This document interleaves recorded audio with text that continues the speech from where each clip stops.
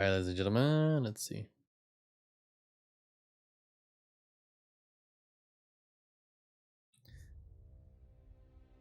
Welcome back, everyone.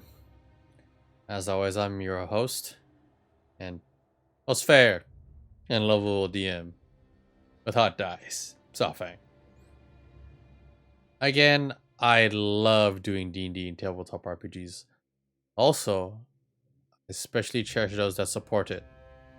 And greatly much so to honor them, especially those who have contributed war funds and become patrons as well. Thank you so much. As always, I take the time to write a story, these sessions for everyone to enjoy, but also personal stories as well for each character and player.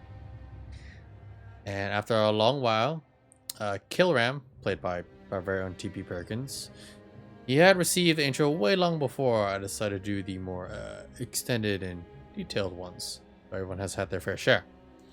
So instead, I'll be extending his with a little bit more insight to his background and a little bit more shaping the character and giving him a little bit of leeway of character development as well. So he's part of the third group, which is known as the Iron Tide. Kilram, son of Grugrim, Barbarian, walking on the scarred battle path, and a devout servant of Elantae, the goddess of the realm of the moon, death, and the afterlife. We'll be taking down to the days way after Kilram had this accident. Or before. You'll get to put the pieces together here soon. It'll definitely be at his days in the academy. Alright. And by academy was when he was first taken in by Titus Bloodscar to join the Bleffus company. And he got to meet his mentor, Drill Sergeant Heskin. Alright. Me make sure everything sounds all settled. Okay.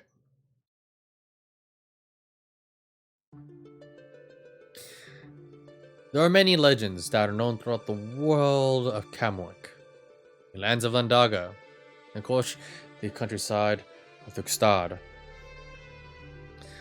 Grugrim, a renowned explorer and adventurer, also had once served in several different small companies of be they mercs, guardsmen, throughout the world, has made his own little reputation at hand.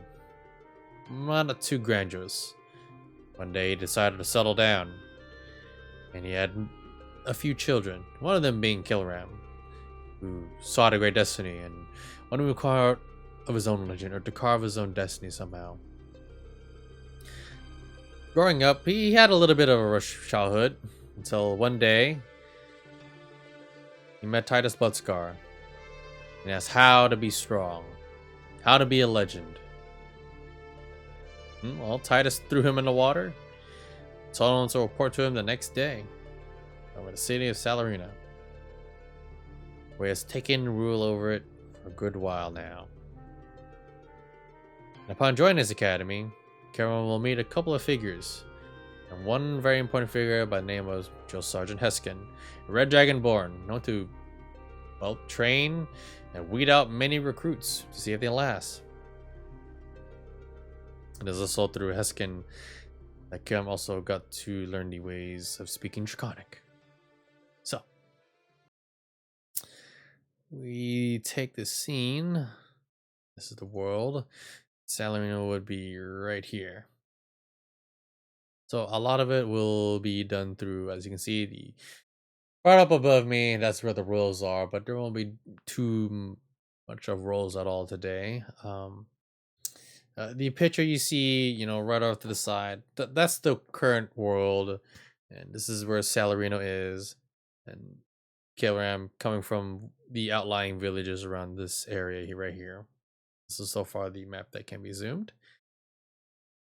And of course, Grimstad is the Northern Kingdoms, and Thuxtad is this place as a whole, and I can really zoom out to that. But, I won't spoil too much, but that's definitely something you get to see. All right, so going forward.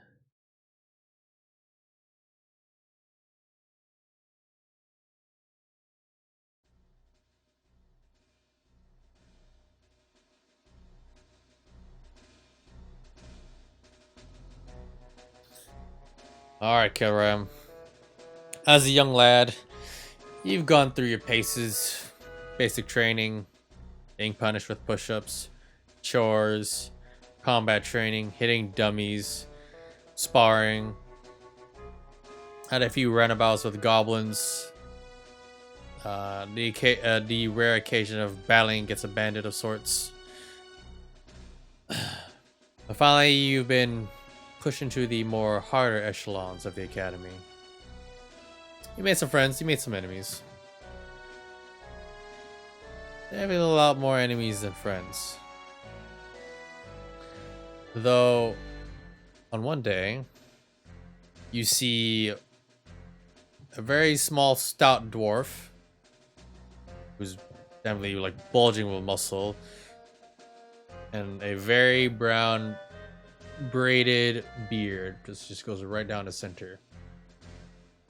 He has long locks of hair flowing right back, but he seems very rough. Got a lot of bulging muscle on him. Definitely you and him have had a few scraps before. The one who he's speaking with, it seems like they're in an argument. You really never spoke with this fellow. You know, well, you never talked to either of them, actually. Barely, if any. This is a wood elf. He was very slim in stature, but also very tall. And they seem to be arguing, and it seems to took into a little bit turn for the worse. Instead of it seemingly looking like an argument, they're definitely having an argument. Drill Sergeant Heskin has always told you, keep things in tow, even if he's not around. At the moment, you guys are in an assembly hall, awaiting orders for what be the next assignment or a lesson. You could either wait,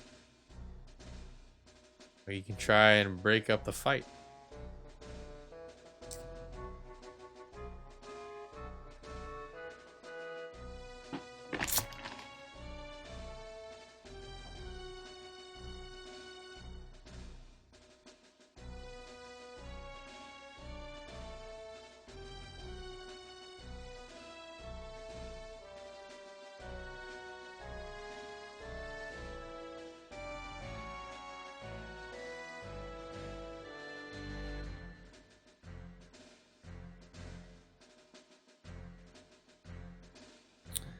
And now we await.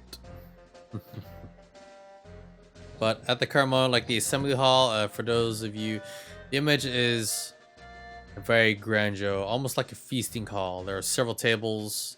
There are several armory racks, weapon racks. It is definitely loaded. There are a few places that are meant for sparring, a couple of little rings here and there. The doors and hallways, there's a lot of series of different students. Some young, some about their teenage years, young adult.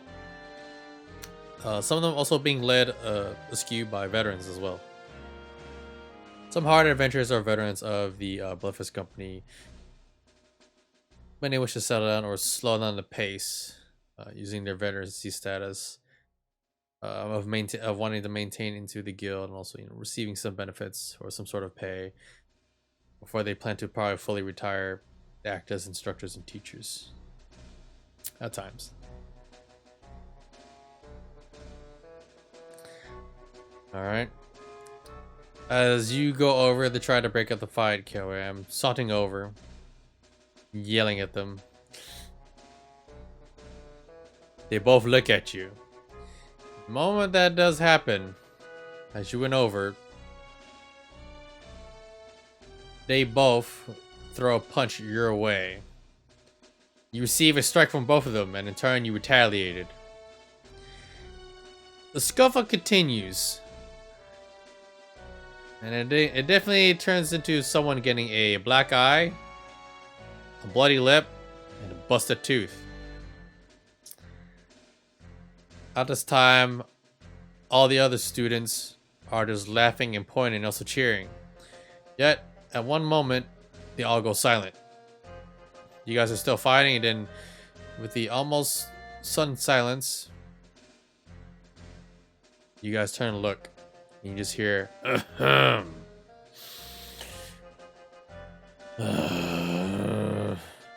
You see Drill Sergeant Heskin. He shakes his head.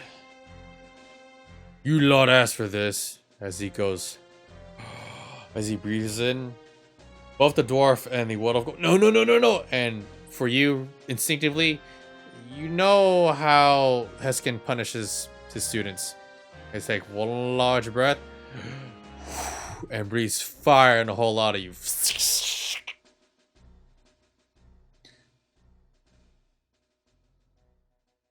Funny enough, that's definitely how you guys met. And a little bit later, that's also how you guys maintain a little bit of friendship. More ways than one. So the three of you are lying in the infirmary beds, toasted, wounded, getting bandaged. The dwarf looks over. You threw one good fine punch there. Hey, not bad for a human. The elf on the other side of you goes, well, definitely much harder than you, dwarf. Ow, this hurts. The dwarf next to you just keeps laughing. He goes, oh. If only Heskin at least lowered the potency of the fire. Not too much fire.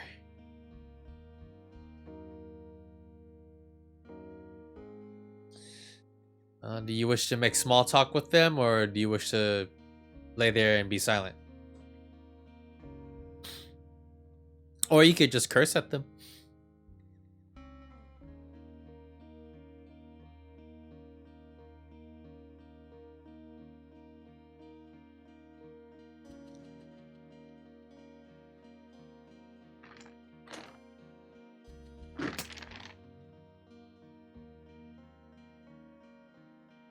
As you share in the laughter and the talk with them, the dwarf goes, hey,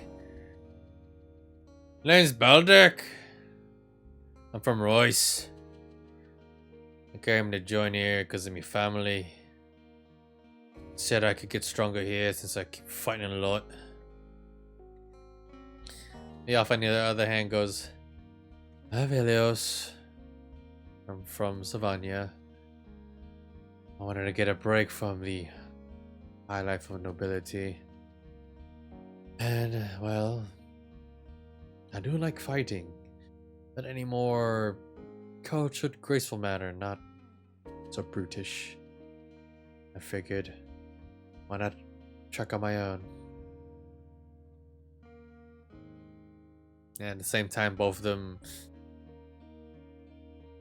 ask for your name. And why'd you come to the academy?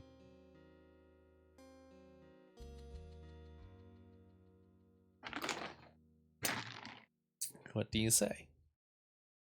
Or what do you do?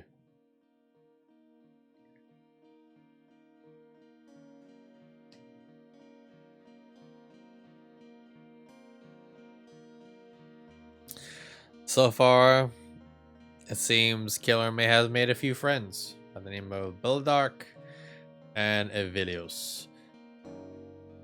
Dwarf and an elf. And a human. Becoming friends through a fist fight. And then being burned by their instructor. How quaint. Some of the best of friends you can make. Do simple, blunt and brutish axe. Seems normal.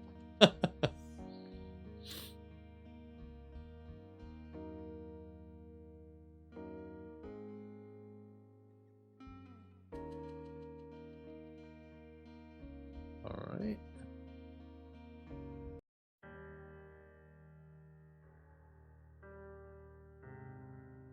What would you like to do, Kilram?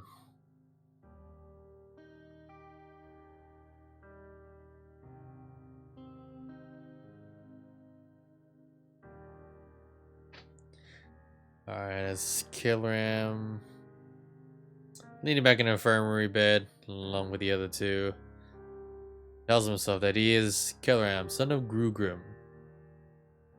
A very well-renowned explorer and adventurer.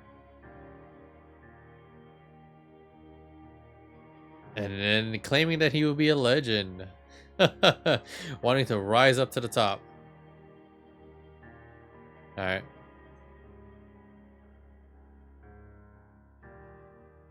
Aldrich, upon hearing the so-called whim of wanting to be a legend, scoffs a bit.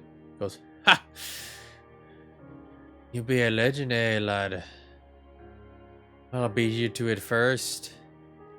I want to see if I can enter into the Brawl of Legends. Put my name there."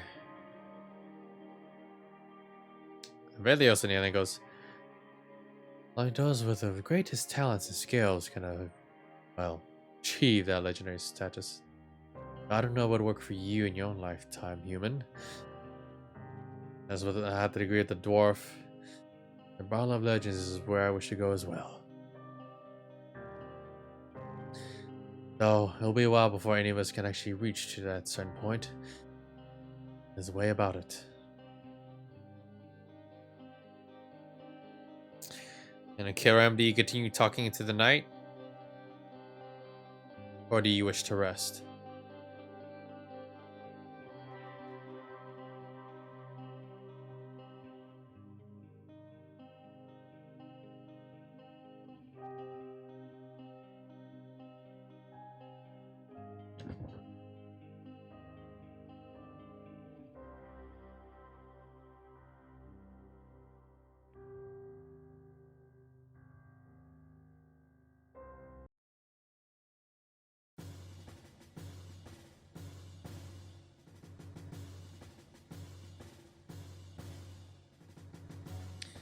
What will it be? Some people call and sound like they eating. That happens, Knuckles. So worth it. Alright, Kilram announces his intentions. No matter what, he'll bleed for that goal. Well, and bleed he shall, since he has a bunch of scars that definitely adorn his body. Definitely afflicted his looks quite a bit. But some may go for that kind of scar-like look.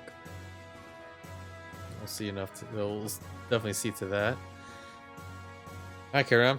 Do you continue talking tonight with them? Well, that'll be it for you.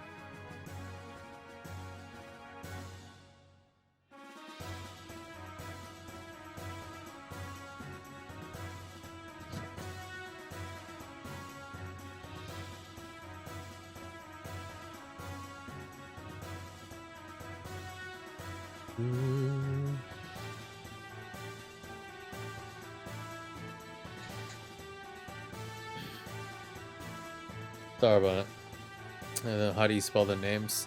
I'll give your names to them in a bit. So, what we see in the infirmary, there's wooden walls, floor, finally done so. The beds. There are several, but only 3 are occupied.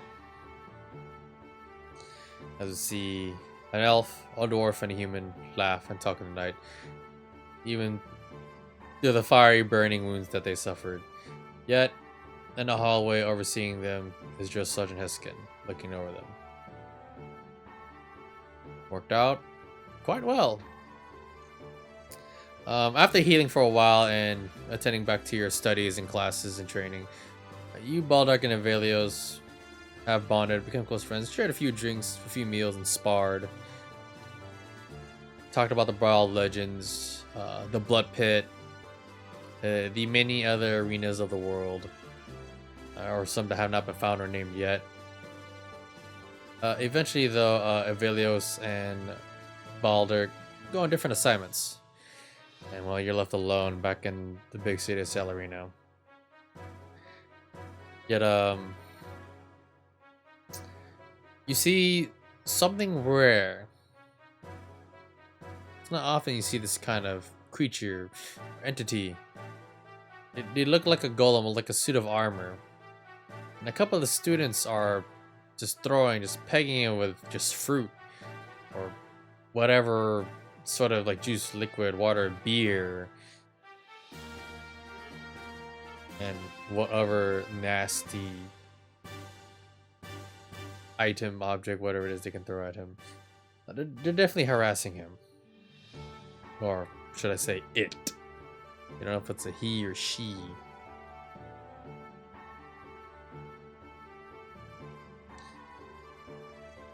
Do you help him out? Did he stand and watch?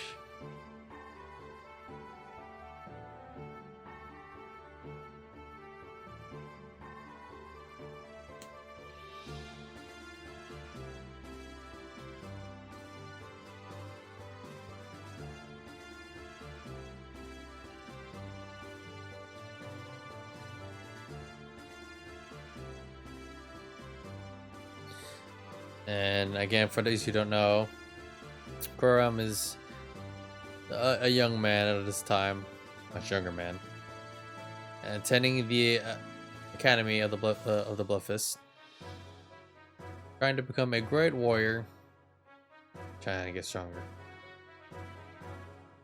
Definitely what boils through his blood is trying to become better than his father, and again, aptly named to become a legend.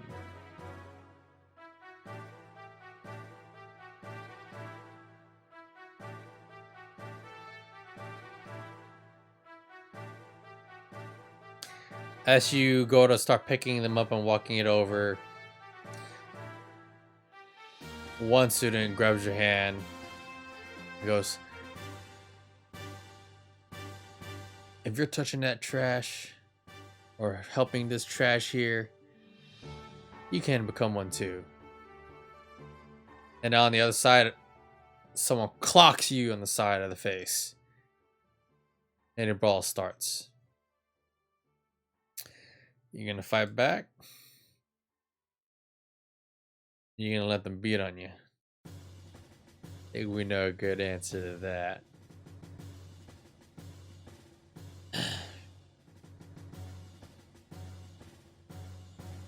The entity at the time, who at first was just standing there, not doing anything, not defending themselves, starts to move.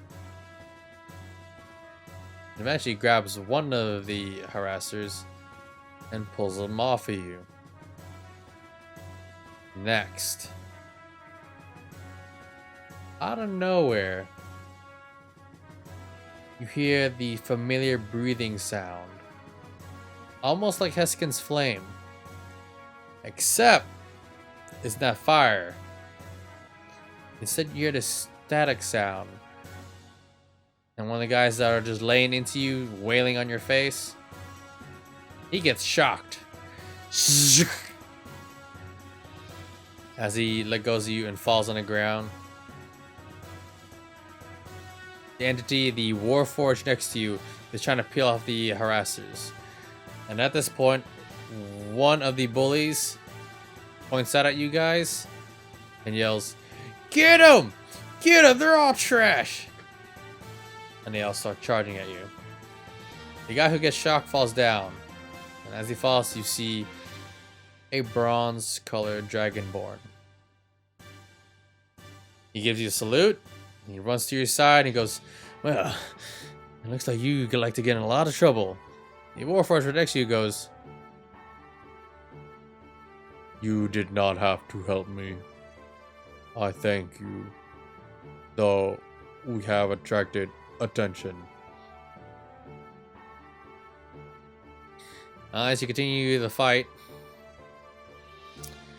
now causing a disturbance is not good. Also, when you're causing trouble, remember, the last one to be seen, the last one to be caught, usually gets the guilty sign pretty goddamn quick. You can either grab your fellows, your new friends that you kinda made out the blue, and run. Or you can stay and fight.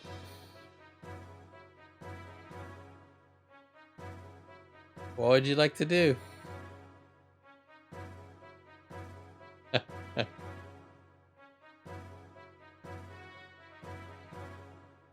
Alright, so you continue the fight. You start working in tandem. Great teamwork. Almost like with Baldurk and Evilios. As you continue the fight back and forth.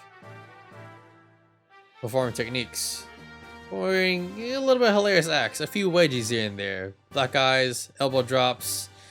And definitely nothing short of wrestling moves either. Yet at one point during the fight, as you guys are like back to back, and you're surrounded, there's a whole lot of them. Especially the amount, I would say, bullies, but it looks like the Warforged are definitely something to be prejudiced about, especially how much of a freaking nature they can look or be. Yet, you are hit with the most familiar sound. And with the breathing sound, the Warforged, the Dragonborn next to you, and you turn around, and the rest of the students are like, no, and you see Heskin as he breathes fire on you guys once more, and you just go ah. As you try to duck, the fire, okay, it's not small, it is huge by comparison. It's pretty freaking huge. You are all engulfed. And once more, you wake up in the infirmary. Everyone is knocked out except for you, the Warforged, and the Dragonborn. First thing you hear is from the Dragonborn. Well, it could have been worse. Ow. Ow. He's trying to move. And it looks like his arm's in a sling. The Warforged, though made of metal, apparently only had like a few burnt marks. But you can tell by the dents, it looks like someone smashed him several times with a hammer. It looks like parts of his body are like a little out of place and like trying to click back together. Even the magical energy that's supposed to hold him up and keep him in one piece has been disturbed. Like someone did it to punish him. Yeah, I have a feeling probably Heskin did that. And as you mentioned about being in the bed many a time, you actually remember a long time ago when you wrote a little doodle on the side of the bed. It is definitely the same bed that you have been in before.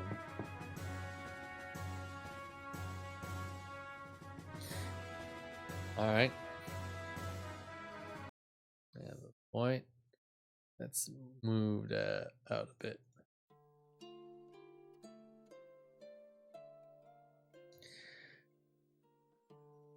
Thorforge maintaining silence. The Dragonborn right next to you goes, name's Cash. How about you, human? He tries to turn to his side, but it's like, ah!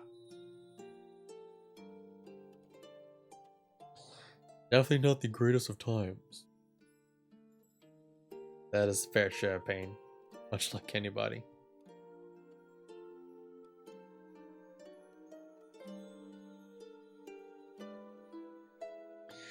The Warforged himself, with the monotonous voice, you can hear almost like heaving, but Warforged technically don't exactly breathe.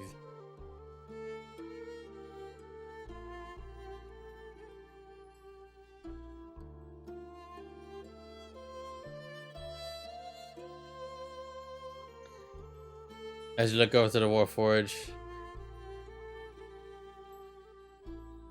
he speaks in a monotone voice again and goes, "Me, why did you help me?" Doesn't say his name, but does ask, "Why'd you help him?"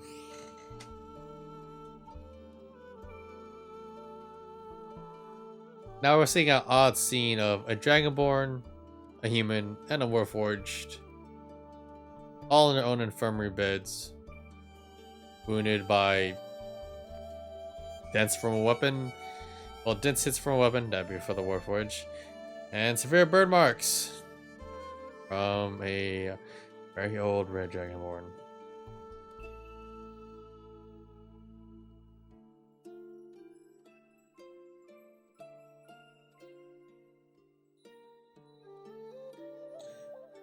And then Kilram, why did you help them? You never really seen the Warforged before. You might have heard of them. They usually, those associating with them are definitely prejudiced. Definitely singled out.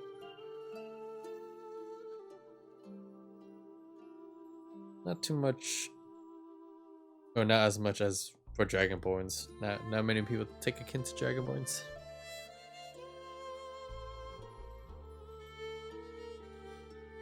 And again, this is the character intro for Kilram, who's also in the third group that I run a game for, the Iron Tide. Anyone's welcome to it. Anyone is welcome to it.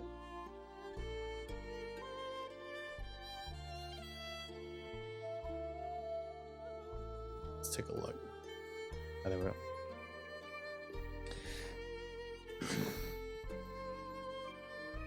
I would like to get a drawing of that. Human dwarf elf. Human Warforged Dragonborn.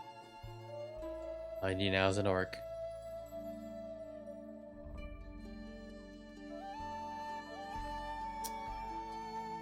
Let's see.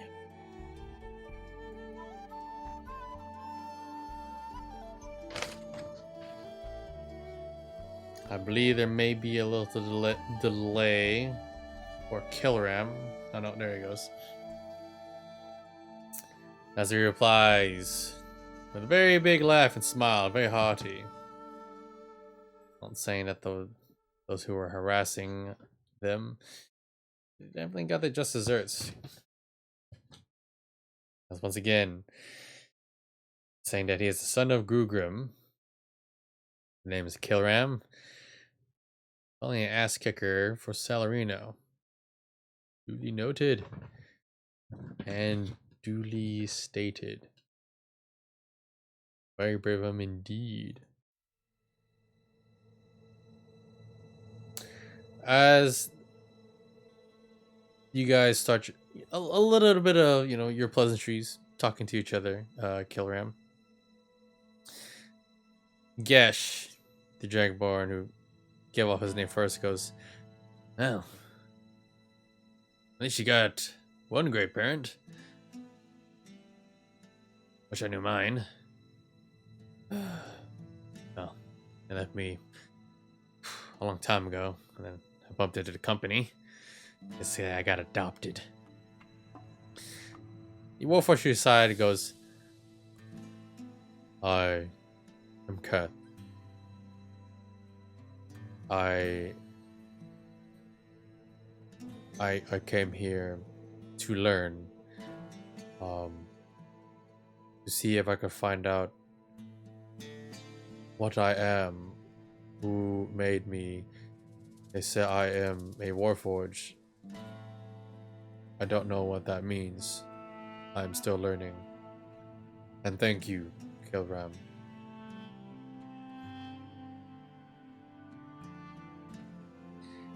Alright.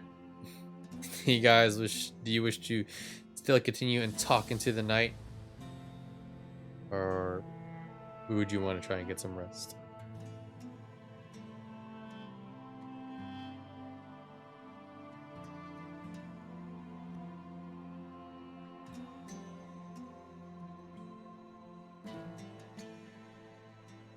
All right. And Kilram puts in line, going, he's just trying to score with the ladies. Just trying to score with the ladies and just being honest. Okay, you give it on. So you guys talked tonight about, your origins, your experiences thus far. You're staying in the academy. Made some new friends. That's really good to have. As days goes by, as heal, trying to stay out of trouble, but at times, Peskin will be like right around the corner watching your ragtag group of friends, Baldark and Avelios. Now with Gesh and I believe Keth. Yep, Keth. It's kind of odd assortment. Dwarf, human, elf, Warforged, and Dragonborn. But one day in class, it was day for sparring. And you see a whole line of people, mostly male, a bunch of young boys, or young men, I guess you could say, are lining up. And out of the corner of your eye, you start seeing them being thrown left, right. Whoosh! A smack, a kick, a throw. What you would think it would be someone huge or of size, but instead it's a very small and lithe, slim figure. By the features, you can tell it is elvish, but not fully. Most likely a half elf. She definitely has the sparkling of green eyes, long flowing blonde hair. Definitely beautiful. A young lady herself. Of course, your fellows, Baldark. There's a great bushy beard, all braided. It looks like he seems to be unbraiding it and braiding it again. Avelios, when you first saw him, was very haughty, very pale. But with his great tall stature, he also has his own long flowing hair. Seemed like it pale in comparison with this lady in front of you. Yes, his bronze scales for a good moment almost had a little red hue. The Warforged, Keth, on the other hand, seemed to become locked in place. Well, it's up to you whether you want to approach to fight her or not. As you lean over to Baldark, he goes, 10 gold, you say? I bet you 20 you lose. Look at her, she's going at it pretty hard. For some reason, my gut tells me to not try and fight her. I'll fight you. Huh? I don't even know. I'm no coward. But I know when someone's fighting rough. Possibly unfair. I couldn't take it if I lost. That'd just hurt my pride too much.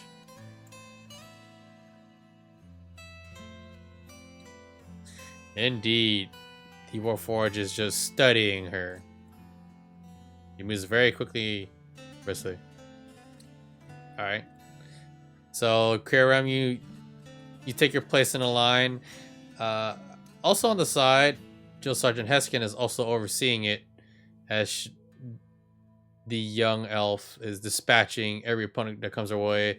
Heskin, you just see Heskin with a bored face goes, next, next, next. Oh, you're beating him too quickly. Would you like slow down? She's not slowing down at all. And it comes to your turn. You saunter your way over. You just take one good look over her. She looks at you with a stern look. Doesn't say anything. Neska, on the other hand, crosses his arm and goes, oh. You're looking for more pain, Kilram? Well, introduce yourselves. Pick your hands. Take a few steps back. And you can wail on each other.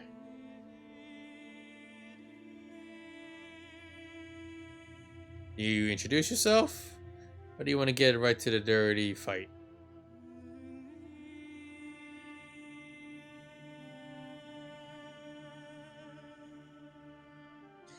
Let's see what he does.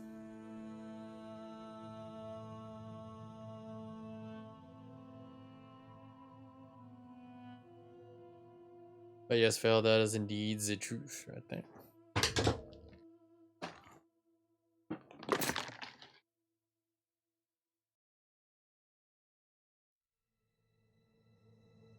Alright, now, for those in the audience, the room they're in has many statuettes of long heroes, be it either of human descendants, dragonborn, there are several. Even with the Bluffus Company flags and banners of the red and gold that they embolden. Alright. As you are about ready to fight, you give yourself your little introduction. She puts her hands up very quickly and sucker punches you right in the face. You reel back. Ah! The fuck? And you feel the trickle from your nose right over your lip. Eskedin goes, well, begin. With a very cold, icy glare. She doesn't want to talk. She wants to kick your ass. And at this point, oh yes. Very much so.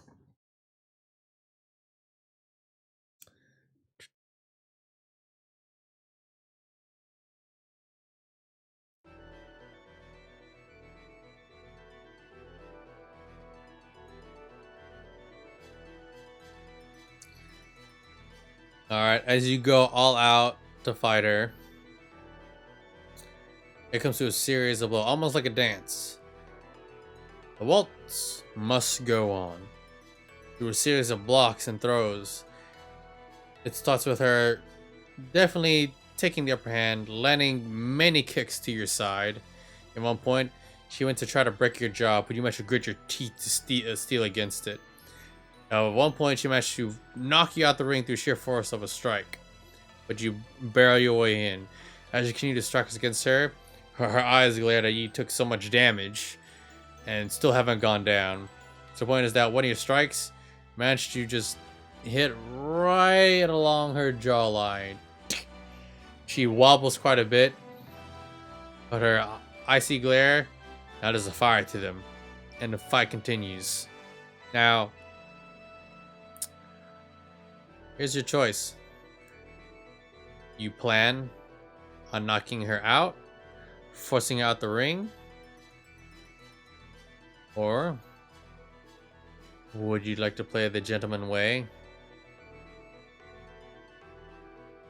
and get at a counterpoint? And the counterpoint, well, let's just say I have a little finesse of dramatics with it.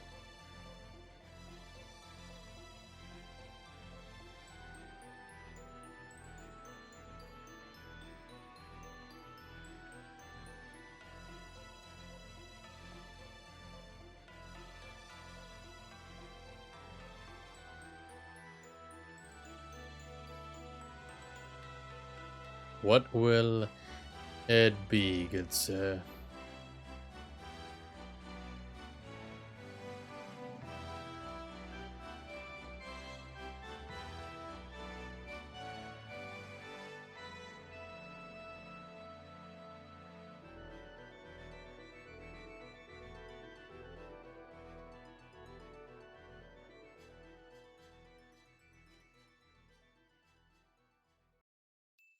Let's see what choice Kilram makes.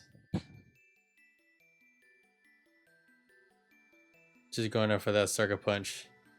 Alright, as you try to go all out on her, the moment you try to grapple her, she does a reversal. But it goes completely wrong, as both of you are suspended in midair. So both of you slam hard on the ground. Kaboom! It looks like the moment you tried to grapple her, she was actually trying to grapple for you. So mid-air, everyone can see. Boom! Falling on the ground, you guys are definitely just wobbling, shaking, having a headache, like a painful ringing in your ears. You see Joe Sergeant Hessing standing over you two. He claps. Just a bit lightly. You both did very, very well. But you know the rules. It can't be a draw. Ah, why not? As you guys are both on the ground, he goes... And he breathes fire again while you guys are on the ground. And you're like, oh no! And of course, she, on the other hand, have not spoken throughout the whole exchange. But you manage to hear a very meek voice saying, oh no. As you guys are riddled with pain, the whole classroom just laughing at you. And of course, you hear Baldur going, hey, you said if you win, right? And you take her? Well, I'm keeping this gold. I'm not losing anything. Draws don't count. It's my gold. Ooh. Roll around. That attaboy. Oh my. And as the fire ensues, Heskin decided to just start stomping on you two. You guys get knocked out.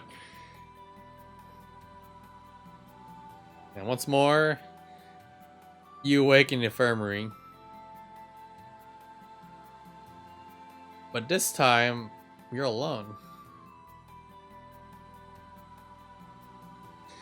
You'd figure that she'd be in a bed next to you. She's not.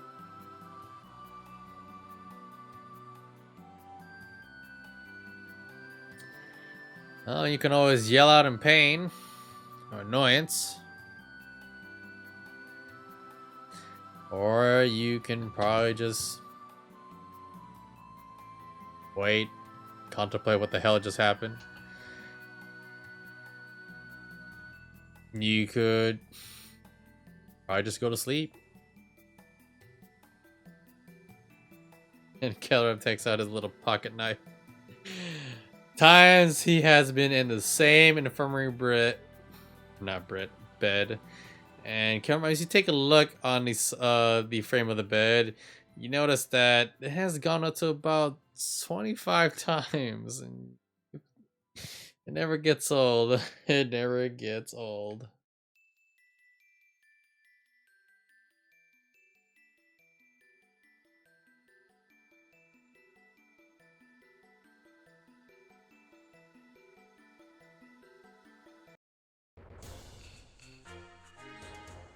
And it definitely has been a hard day at work.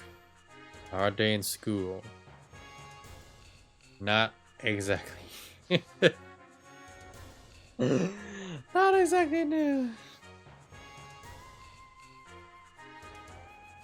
You take a deep breath and get cozy under the covers. Which actually changes the scenery. Sorry about that.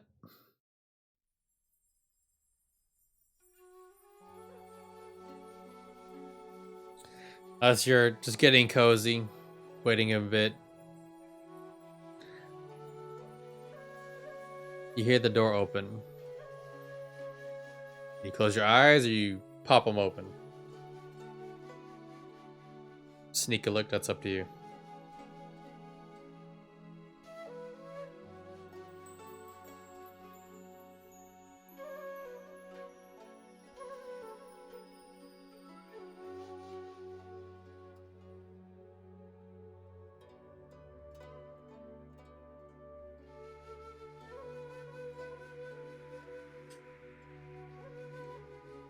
Like for me to see seeing how it feels right now, it's like Carol's like trying to tuck himself in and everything. You open a single eye, and there before you stands the young half-elf lady. Healed very quickly. But she's in a very light dress, adorned with the colors of pure white and blue. She looks at you a bit meekly. You thought you'd be asleep as you close your eyes. She tried to sneak on through.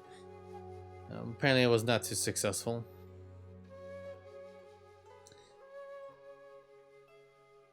She has a parchment in her hand. Looks like she wanted to leave you a letter, but instead, she crumples it and goes, "Sorry." And then she starts to leave. She looks back at you and goes, "Leon." Or Leanne. It's up for you to say. I come from the Eastern Kingdoms, where one name can mean many things and said many different ways. That is how it is in the life of Savonia. Nice to meet you, Kilram. She just closes the door. She doesn't really respond to anything that you have said. But she does leave you with that. And from what you can guess, she probably had a letter of apology. You're not too sure. Maybe.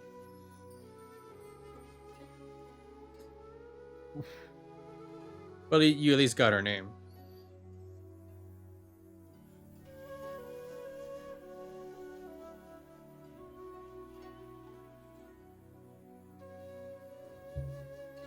Alright. You wish to turn in? Or you just want to wait throughout the night?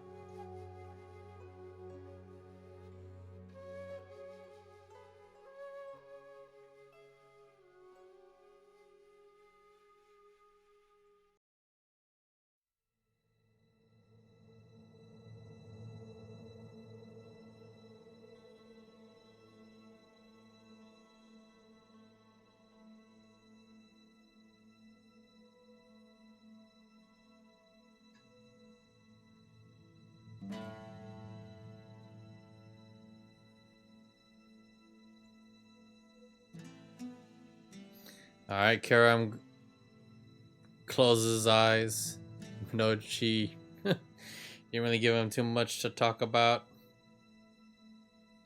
You know, he inquired a bit and tried to make small talk. Maybe made another friend.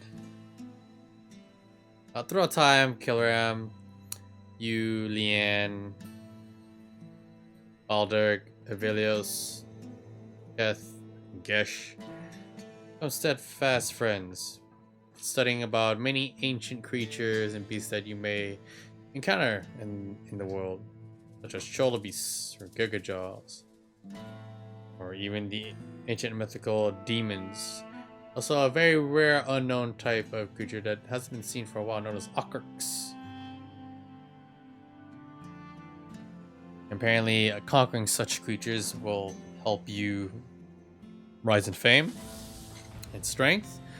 Also, it's more helps you to gauge your scale of whether you can attend to the great arenas of the world that eventually lead up to the Brawl of Legends. And that is spoken about at the dinner table with you and your fellows. Balder goes, I wish to return home back to Royce.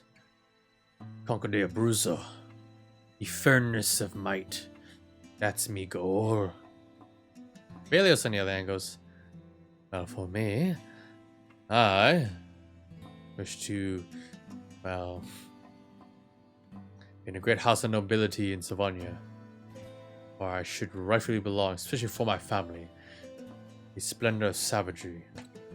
That, those were warriors, soldiers, fighters, which become of nobility in Savonia to break free slavery and shackles. Yashanir then goes, oh, found out I'm from Farson, and that's a lot where the Dragonborns are from. Maybe I might be able to find my family. I'm not even sure. I heard the Opera of Shadows has a lot of competition. Keth, at the time, silent as he is, they say, Grix, many ancient secrets, tides of courage, a place held by the people of Grix, pirates, and someone named Seablade that may know the answer, with the fame and fortune there. In his very mechanical, robotic, monotone-like voice. I'm telling you this. Leanne looks over to everyone. Well, I would like to go back home to Vistinia. Your calamity's grass. Just want to find out answers about who I might be. I was born there, apparently, when I was adopted and taken here in Salarina and living most of my life in the Northern Kingdoms. As everyone tells their goals and ideas, for you, Kilram, there's but one place that you could try to take as well as the championship. The Blood Pits. So at the current moment, you're too young. Also, at the current moment, you're not too strong enough either. Now, how you build up enough renown to be able to participate in such an event. But as everyone puts out their goals and ideas of what they wish to do, they too realize that they're still young and still a greenhorn, not strong enough yet. Did you want to put forth your idea, wanted to conquer the Blood Pits? At this time, the conversation with the mentioning of the several different arenas, it all amounts to fighting in what's called the Brawl Legends, where many champions or high-tiered fighters of each arena talked about thus far all participate to become the very, very best legend. And hopefully, with that title and so, can also help for the Gauntlet. Much more harsher tournament. An ancient tradition that has been spanning for hundreds and thousands of years.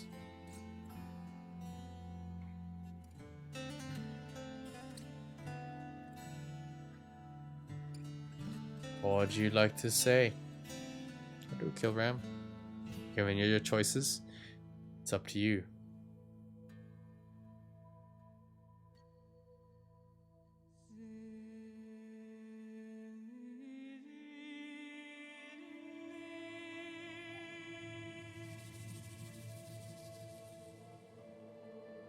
The rest of your friends look at you.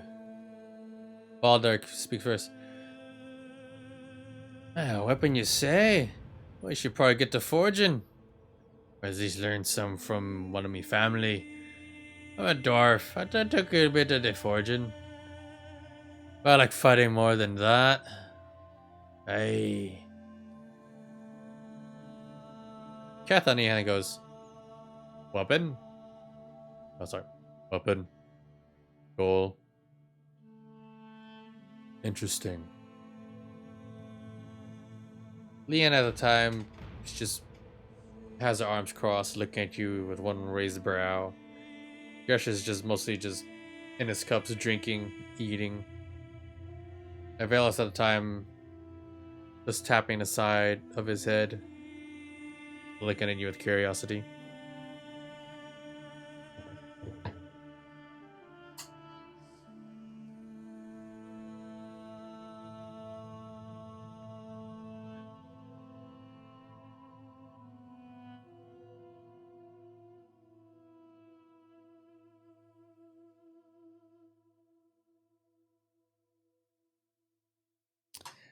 What else would you like to say to your fellows? Would you rather be silent on that point?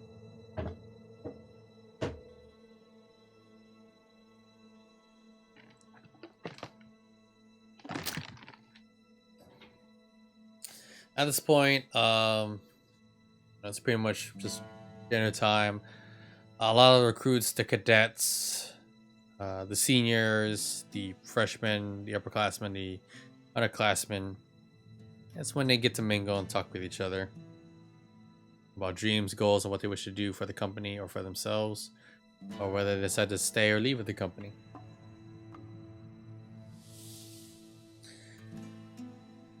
All right. As you mentioned, the key to success, and someone who would support you all the way through. You couldn't help but notice, but Leanne blushed a little bit. Of course, Baldur, he looks at you with a smile, goes, "Ah, indeed, lad, indeed." He looks from you, he looks over to Leanne real quick, and he looks at you. Indeed. You guys at the time just go. He chokes on his food at the mention of that, and a little bit of the body language. For you, you're a little bit confused of what he's like getting at. Kath is going just completely silent. Evelios just starts chuckling. And Leanne just doesn't say anything. At this point, though, you feel a large hand clasp right on your shoulder. As you look to your side, it's Sergeant Heskin. Enjoying your food, I see. Good, you're behaving this time. Excellent. Well, you're gonna need it. Alright. You got a job? You'll be on your first sortie. We're going to the western jungles. There are a couple of, mad orc tribes going about, along with some bandits. Funny enough, not too far from each other. Some townsfolk have been kidnapped or gone missing from the outlying villages. We need that done. So what do you say, you lot? You want to come along? Your fellows have agreed to come along.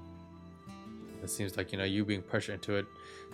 So, you're given the choice whether to go with the group that will tackle the orcs first or the bandits. And orcs have been, along with, it's not just orcs, there's also goblins and a couple other barbaric nomadic tribes are with them as well. So, you're given the choice of one group that may start with clash of battle in the beginning, and the second would be more like a rescue mission.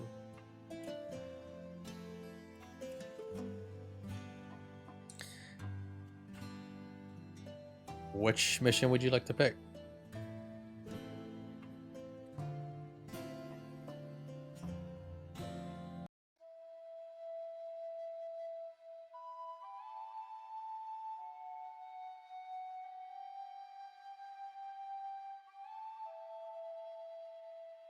Okay.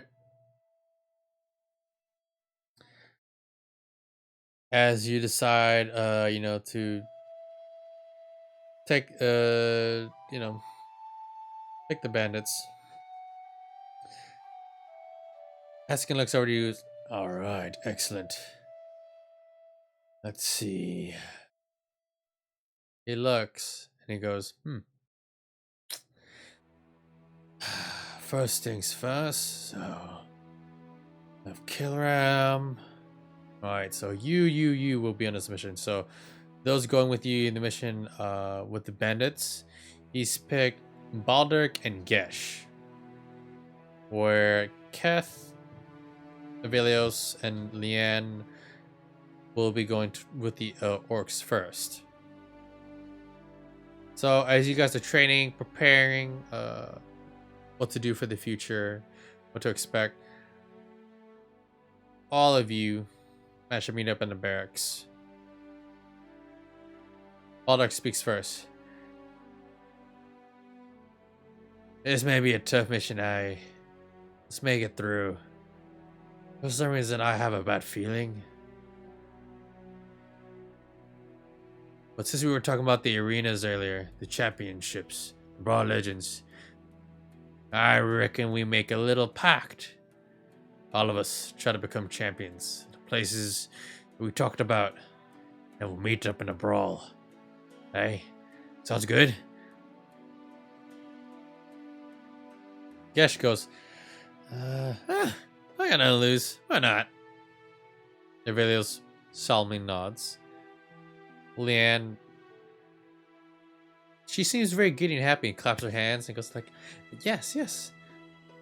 Kath on the other hand goes, big goal. With my friends. Yes.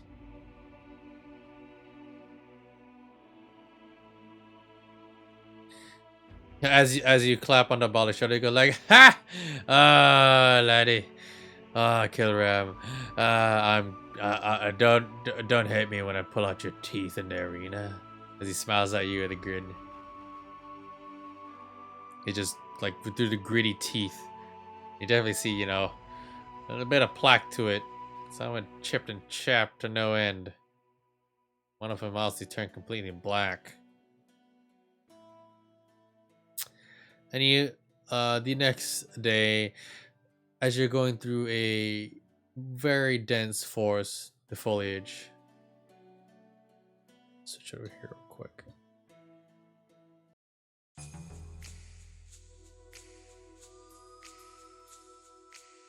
As you're sneaking around through the camp,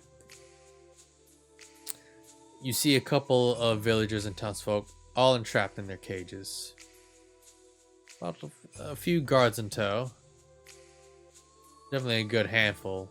Almost a little bit more than what you can deal with. Their leader in his own large hut. You could try to sneak your way over.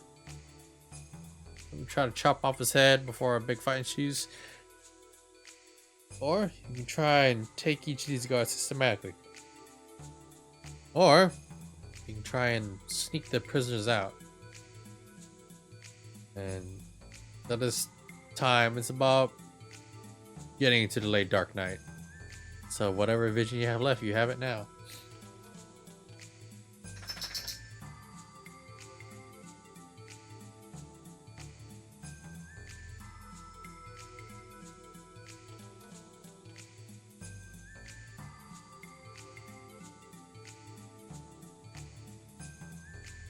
Yep, you have Aldrich, the dwarf, and Gesh, the dragonborn.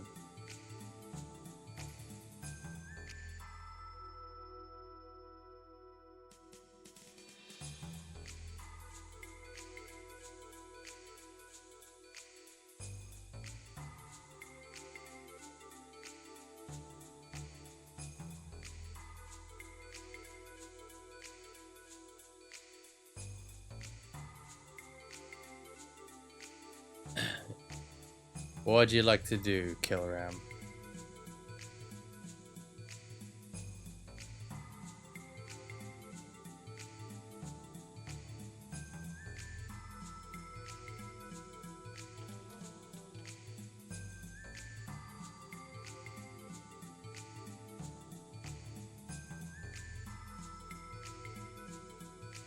I know.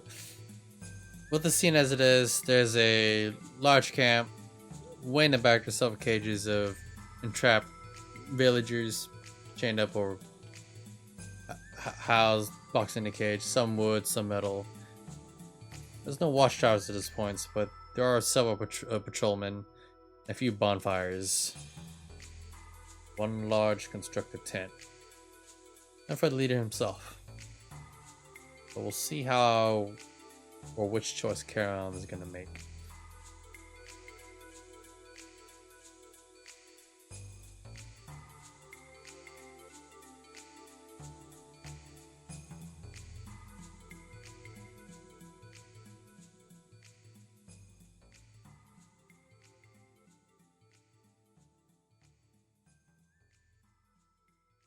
All right. As you make the plan for you and Gesh to become a distraction and having Baldur make way for the leader. Okay, the assassin. There we go. Okay, so Gesh and Baldur, they nod in confirmation. You guys carried your plan. Thankfully enough, it goes without a hitch. Gesh and you managed to distract him, but also give him the advantage, especially with the Dragonborn. I didn't know he could do his little breath magic there. Managed to lead a couple away, not all of them, but eventually, you see several people start running. You hear several screams, and Baldur not only slaughtered the leader, he also freed the captives, armed them, and they started brawling the camp. You guys managed to make your way over there, mopping up a couple of folks who were blocking your way. Of course, attaining a few scars in there from some blades, any wounds you suffer from. But you did a good job. Though not far off. Again, the mission that you took is not too far off from the orcs. And after you were done, you were supposed to go meet up with your fellows. I'll go back backhand. And go over here quick.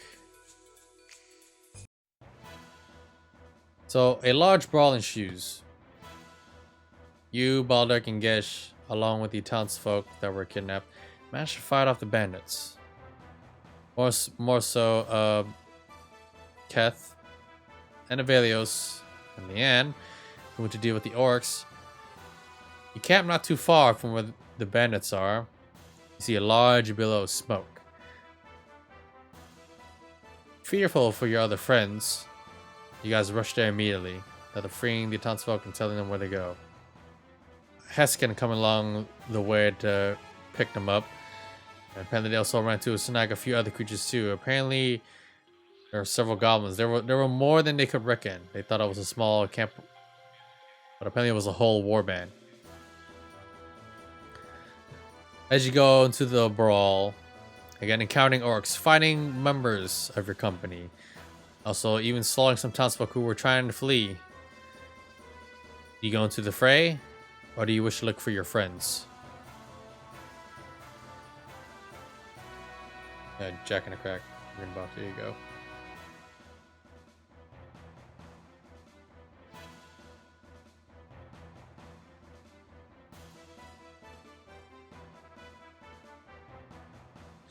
I'll go back in.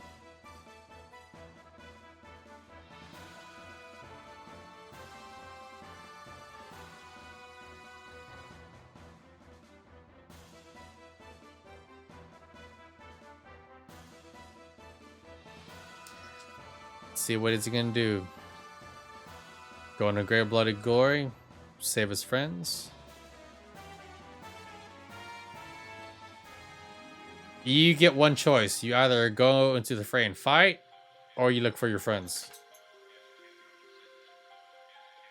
I've been giving you choices just like I give anyone. It will have the results. Take your pick. Fight like hell, or look for your friends. Okay, you go into the fray. I continue fighting with a great bloodlust of rage. You take out many foes, trying to swath through them. Yet you started to become very overconfident. So one much larger orc stops your way. You clash. Your footing is loose as he knocks you down, getting ready for a killing blow. The shadow bars away, and at one side you see a large splash of blood through the night, splash across your face. You do hear a loud scream, a shout. And as the blade had sunk into her face, she turns and spins and falls right next to you.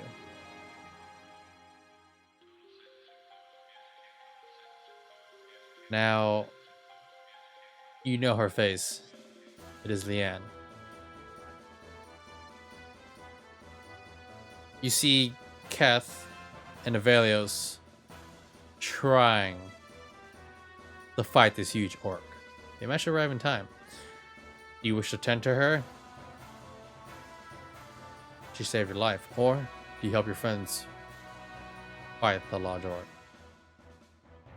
What would you like to do? Leave your friends to die? Or save her?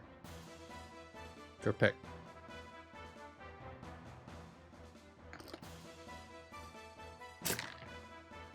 The wound is very severe.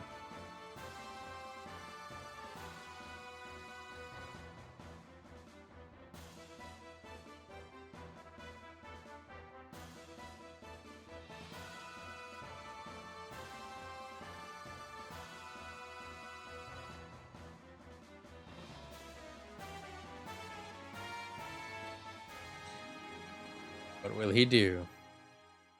What will he do, ladies and gentlemen?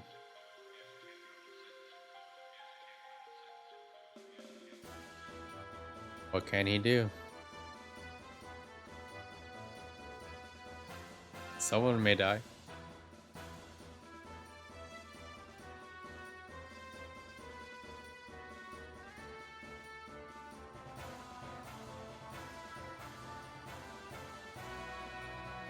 Alright, so you chose Leanne.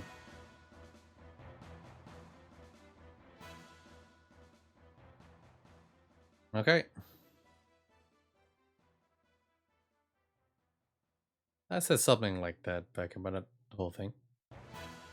Alright, as you start to carry her away, she weakly tells you to drop her and continue fighting. Do you listen? Or you continue taking her to safety?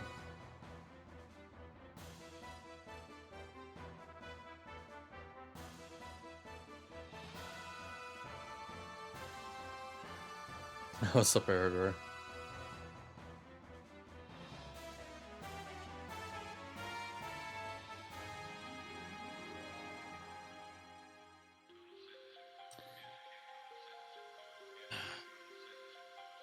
One last chance.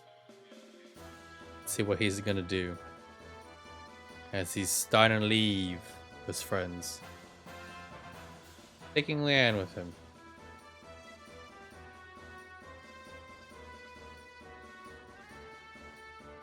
Oh, there'll be a bros before hoes moment. Or hoses before bros. Alright.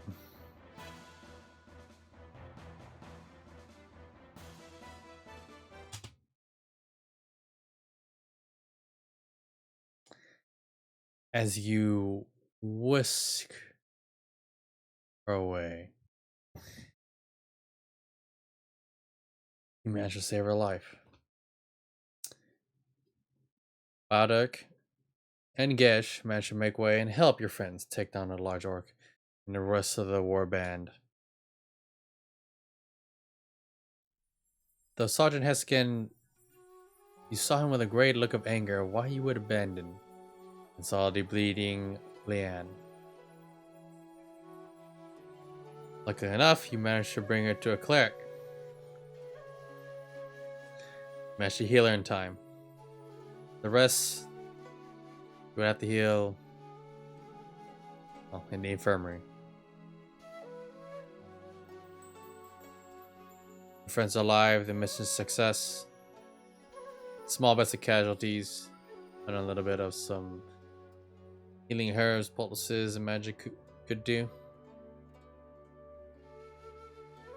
Now the scene switches over to Leanne in the infirmary, laying in bed. Large bandage on the side of her face. Her very beautiful face scarred by it. And Kilram, you're there, standing to the side.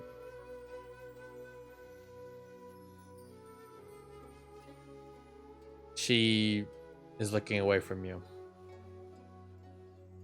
You try to talk to her. You can sit by and silent, or you could leave.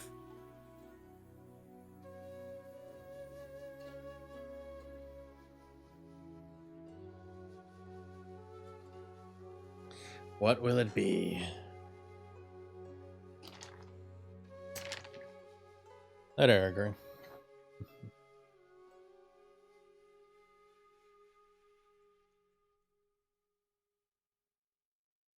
Erica was here and Erica's gone.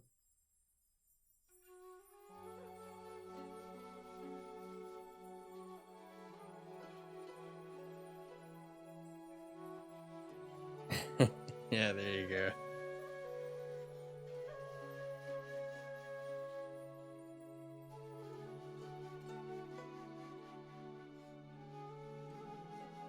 Only 3 calls, okay.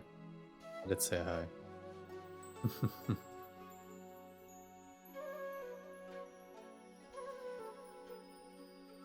She's laying on her side, wounded. The left side of her face, from her brow right to the bottom of her cheek, got cut by a very messed up blade.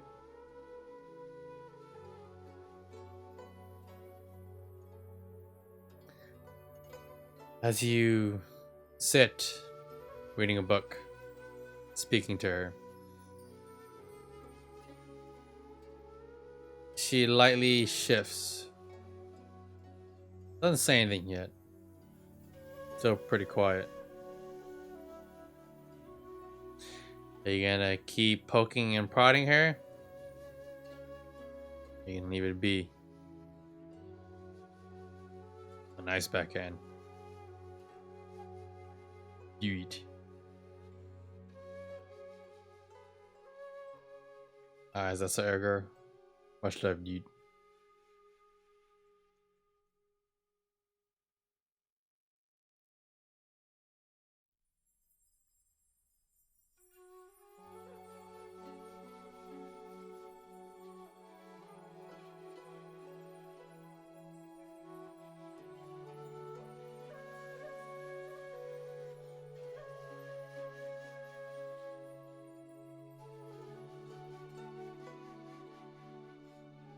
Alright. As you let her be and wait throughout the night, she eventually looks over to you. You hear one light whisper. One day, there's something that I need to do first. There's a few things that I need done.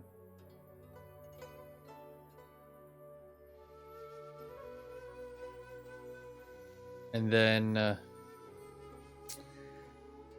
she turns over and goes to sleep.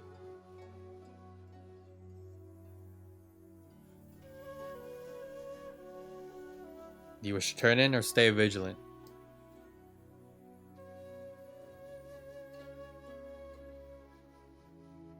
The arc? Nice.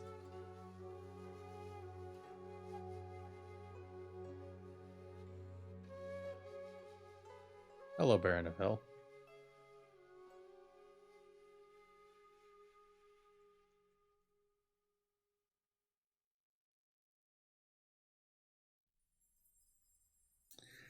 Let's see what we can do.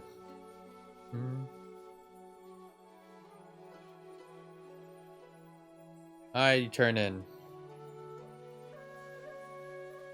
As you turn in, sleeping, tired and exhausted, kept your vigilance, running around with great speed. You felt as though someone was hovering over you. A very gentle caress across your cheek.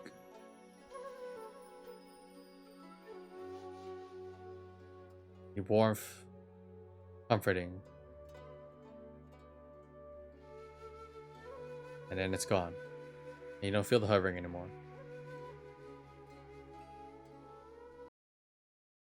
Yet, as you dream and as you sleep, the warmth you feel, the moonlight upon you,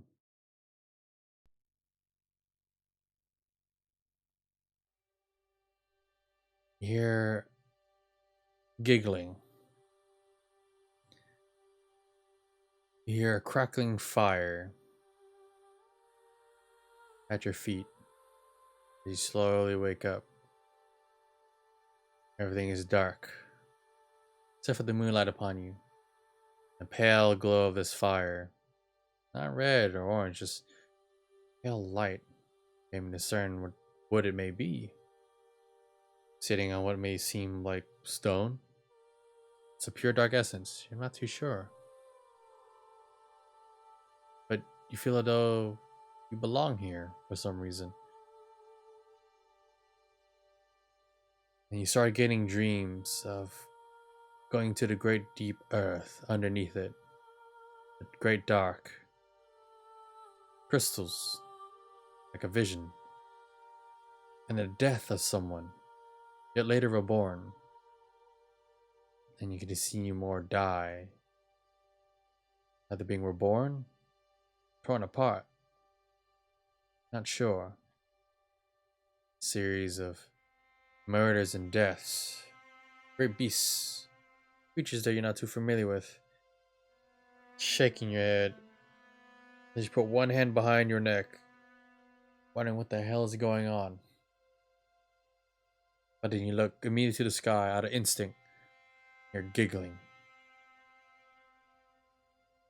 As you wake up from your slumber. Shaking your head. Your remnants of giggling.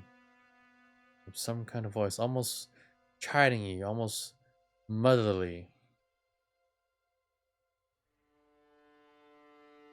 Feel disquieted in your heart.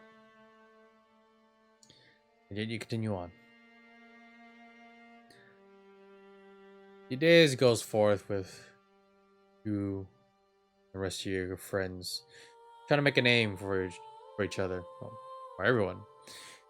Even joining on a few missions with the other squad members and a few of the other veterans. Even going on a sortie. A few here and there with Heskin. Yet one day, you and your friends decide to go visit Sarah, who is still trying to become a seamstress. Since for a long time it's just been you, her, and your father who would go on occasional business runs. Outside of the store that Sarah works at, you see a young nobleman harassing her, trying to feel her up. You even hear the words, "Now come on, how much is it gonna be just to lay with you? I'll pay you enough that you'll definitely be able to eat for a good week. Or I don't know, maybe a month or two? Come on."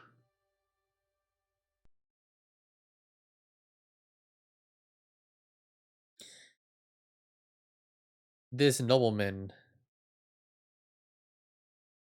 is definitely wanting to sleep with your sister, no doubt about it, but being deemed here almost like a slave, like prostitution. If that just won't settle, would it? How would you like to handle this situation, Kilram?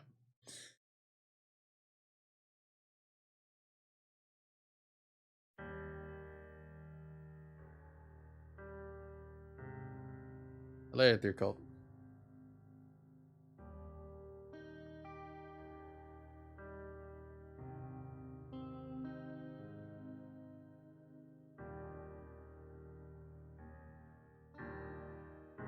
As you're about to make way to the nobleman, Leanne can move quicker than you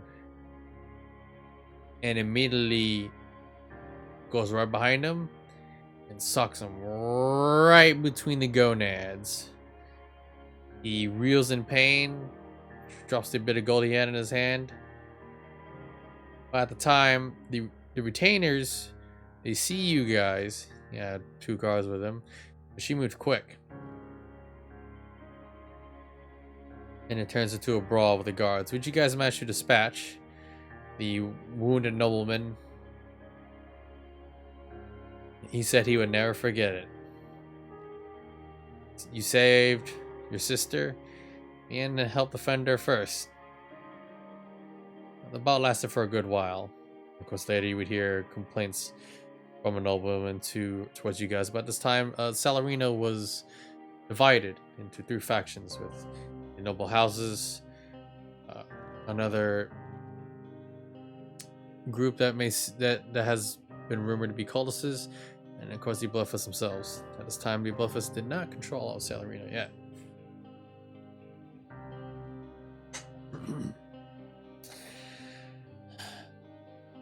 Looks like you've angered this nobleman pretty harshly. But it had run between, with their tails between their legs. You guys celebrated. Then it was a good day. And Leanne, definitely a kindred spirit together with Sarah. They get along pretty well. That's a good thing to see. But you also get a certain look from Leanne. A very close look of endearment. As time goes on, as you guys fought for Salarino along with Titus and the Bloodfist Company, guys helped overtake it. Took a few years.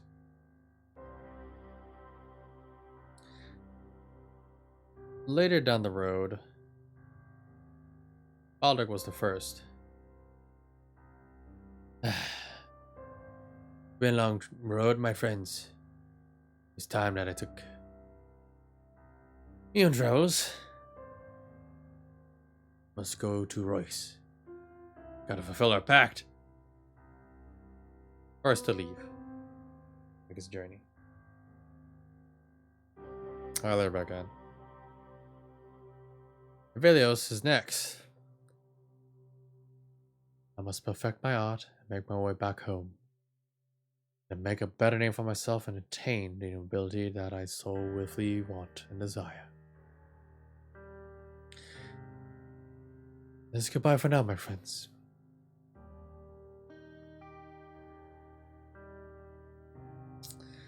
Next was Keth.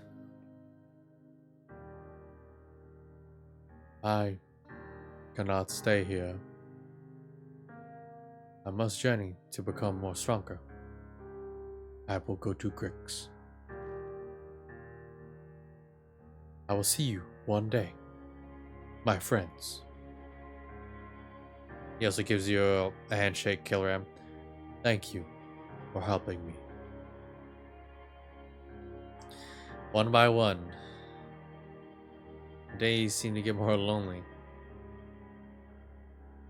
Gesh stayed quite a while before he looked at you. He didn't want Leanne around. Like, goodbye's not really my thing. I don't want to see Leanne sad, you know? You know, we all protect her, we all protect each other. That's just how it is. I'm gonna go home. I'm gonna see if I can find my family. Take it easy, Kilram. See you. Gonna get your ass beat.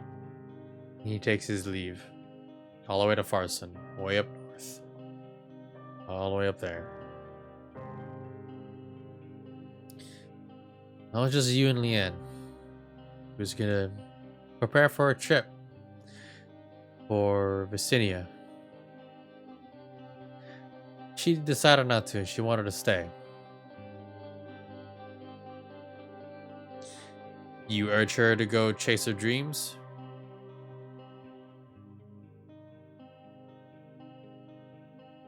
Or do you just leave her to her own devices?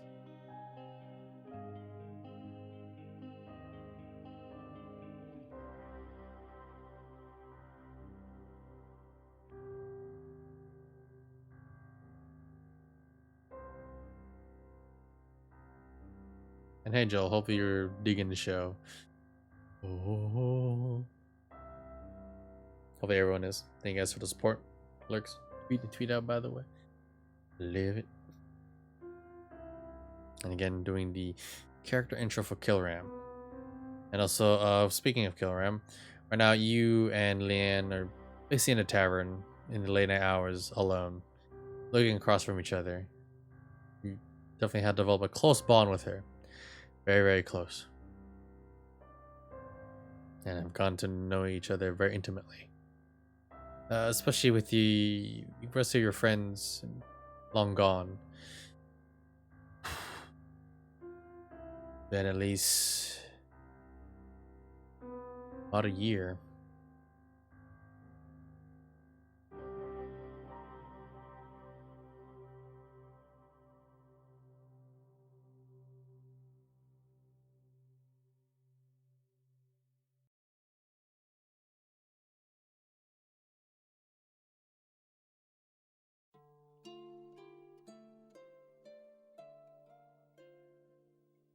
What would you wish to do, Mr. Kilram?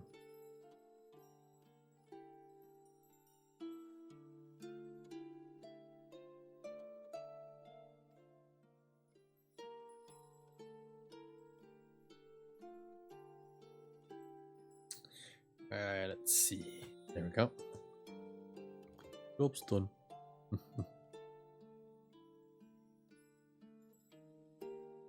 Well, this is what we have for now. Kilram and Leanne, the half-elf, looking across the way.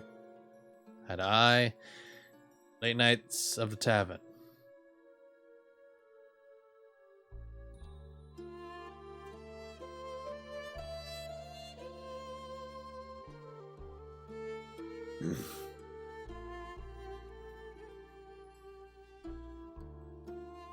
As you put your hand on hers,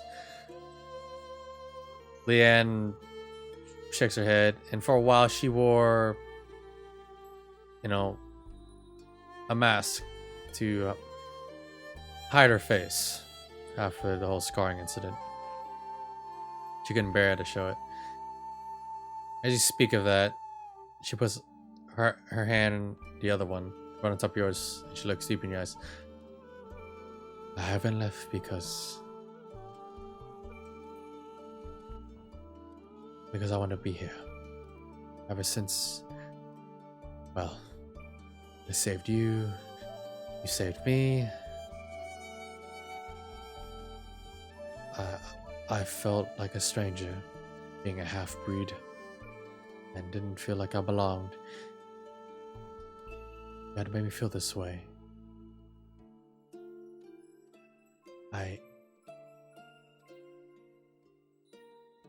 This is the first time I felt this way.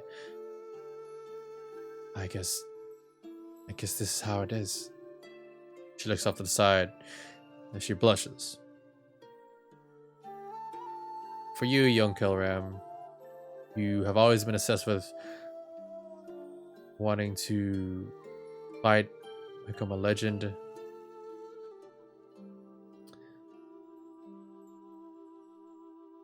Become famous.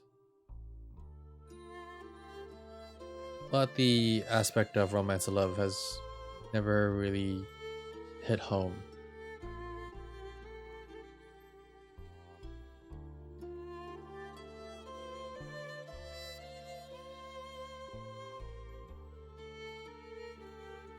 On deep voice, yeah, well, it's really hard to do a female voice when I'm a guy.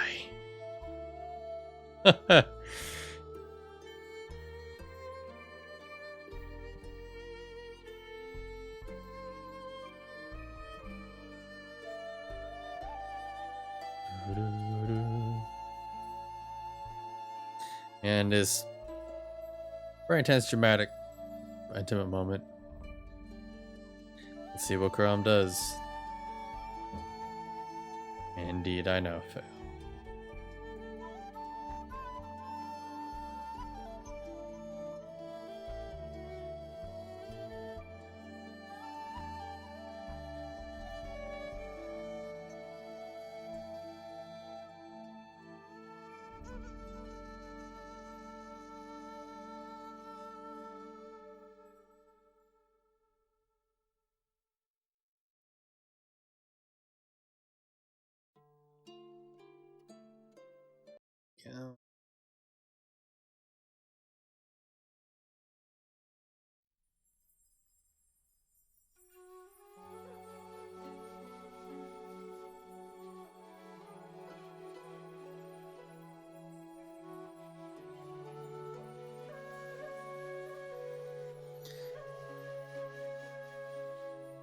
As you say that, she looks at you with great joy, happiness, and glee.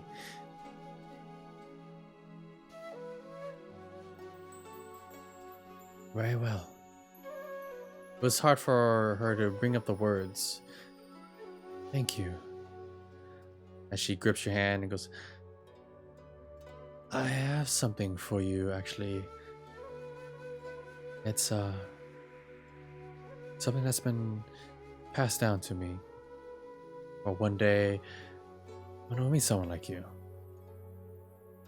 I'll be over on my quarters in the district. Meet me there tonight. Well, it's already night, but an hour from now. As she gets up, she goes to leave.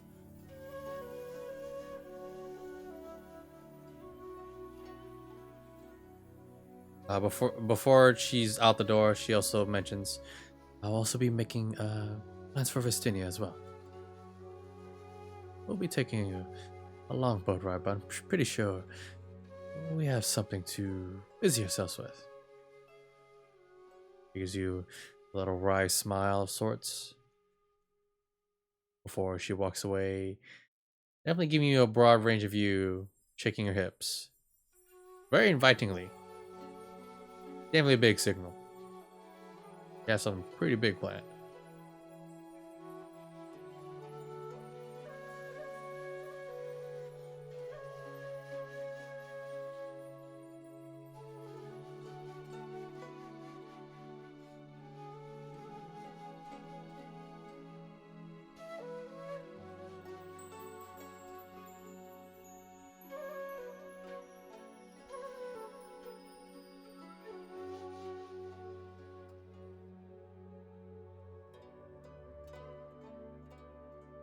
Chicken wow wow.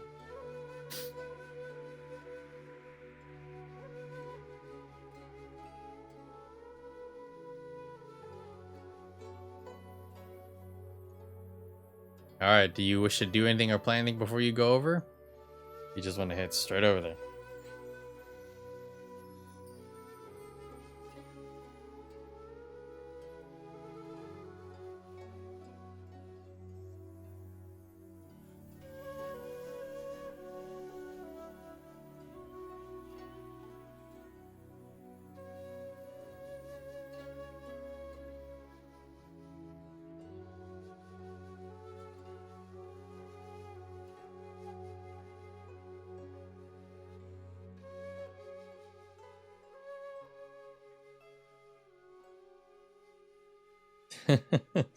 Good old Bird versus Luke Brown. Chicken wow wow.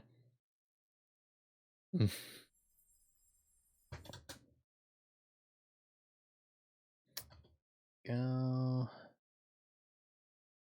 Alrighty. Get some flowers and a bottle of wine and head over to the place. Alright. So get all nice, fancy dressed up for your big night day. Plans to go to Vistinia, travel around the world, see some sights, get strong, but it's good to know that you should acquire yourself a lady friend. With the loneliness that you suffer for a long time, the void of losing 2 family members. You're not the greatest of lookers, but battle scarred as you are, you may be able to fulfill the one part of your dream that you want in life. It's definitely to start a family. As you make your way over to the living districts, okay, well, you're as fancy as you can get for a peasant, for a soldier, which in short is being plain as fuck.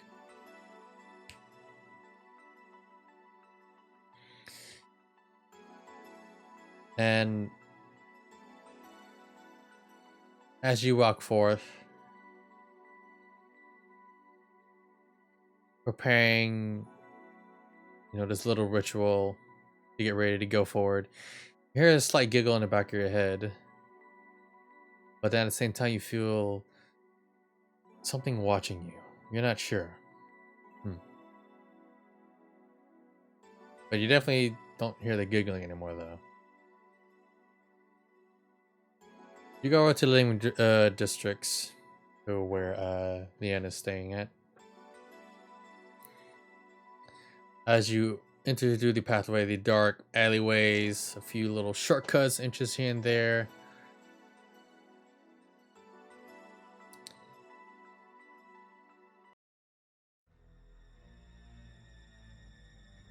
The door to her living quarters is open due to the great span of the dark night.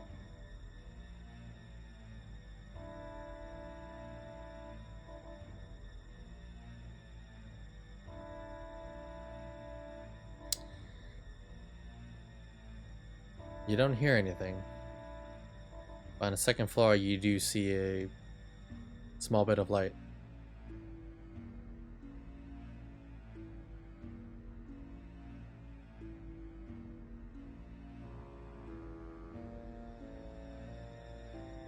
What do you wish to do?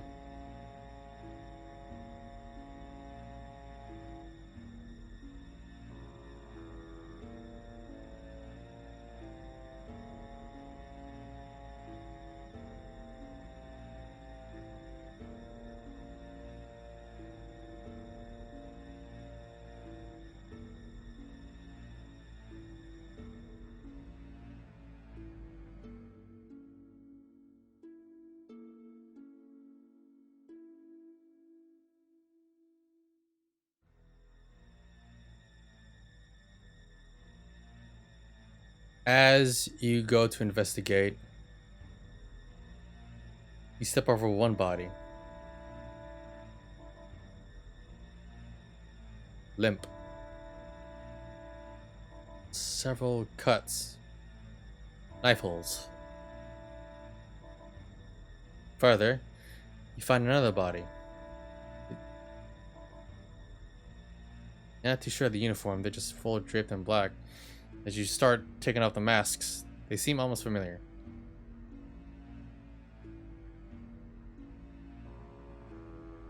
As you go to the top,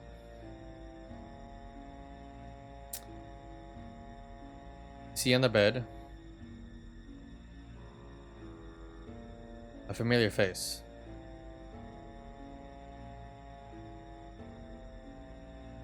You see on the bedpost seem to be rope. You see a nobleman that had relations with your sister. Not tied to the post. Rope seemed cut. Looks like things were gathered. The nobleman is dead.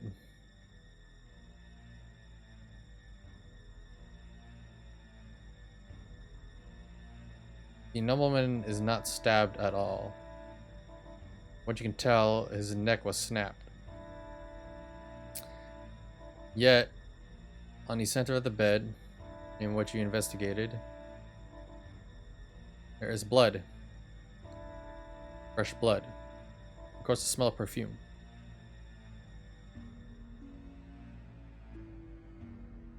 And on the nightstand is a letter.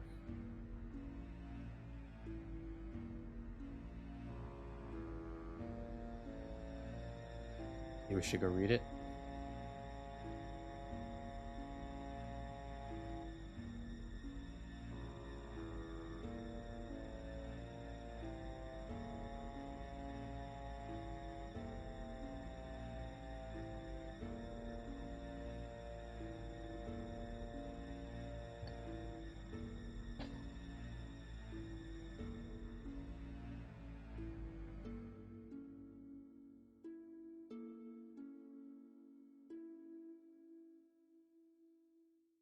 You can inspect the area more further if you wish instead of reading it.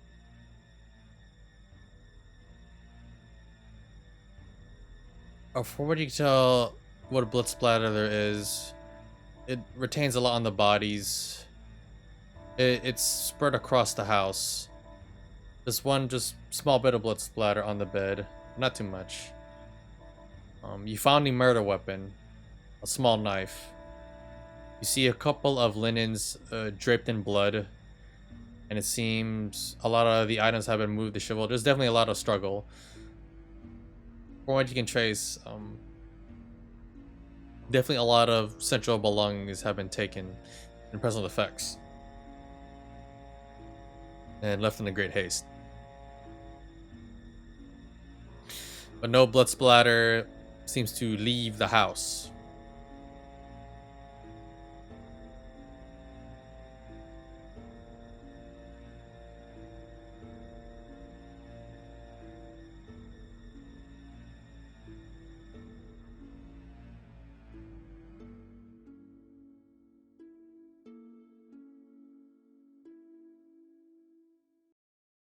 As you open the letter, you see the scribble and scrawl, furious writing, almost illegible.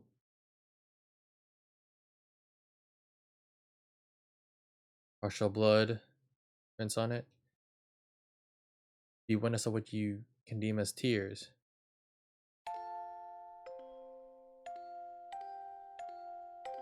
My dearest Kilram,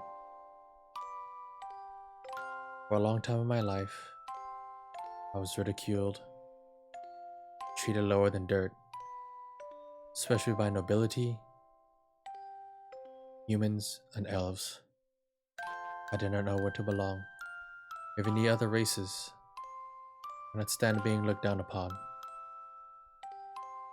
Tonight I was planning to give myself to you. I was asking to see if I could join your family. I talked with your father and your sister. Your sister taught me how to sew and cook.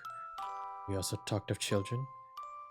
Your father joked and wondered when I would give him grandchildren. You would make a fine father. And I would do my best for you.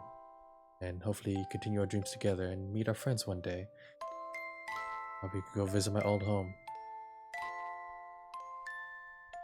Sadly, I have been stained. I have been tainted. My face, not as beautiful as it once was. I am not good enough. Nor am I strong enough. I will make myself into that one day, maybe. This night, you took the one thing that I could not give to you anymore. I am sorry and I am ashamed. Goodbye. You were my first love. And I'll keep that always. Goodbye forever.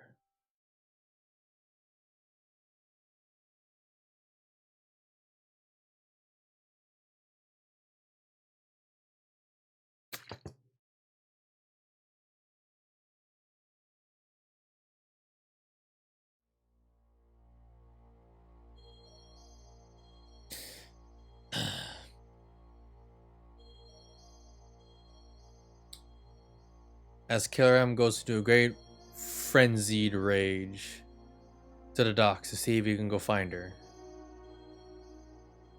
The late last boats, Salarino, have set sail, and in the distance as he screams, one figure you can barely make out wearing a mask, a cloak, with one hand to her lips, right at the mouth of the mask. Slides down to her heart and throws it to you. And she turns, never looking back.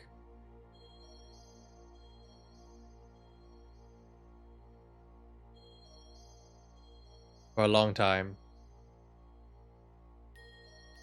what seemed like an eternity to Kilram, as he tries to swim for the greatest of might that he could.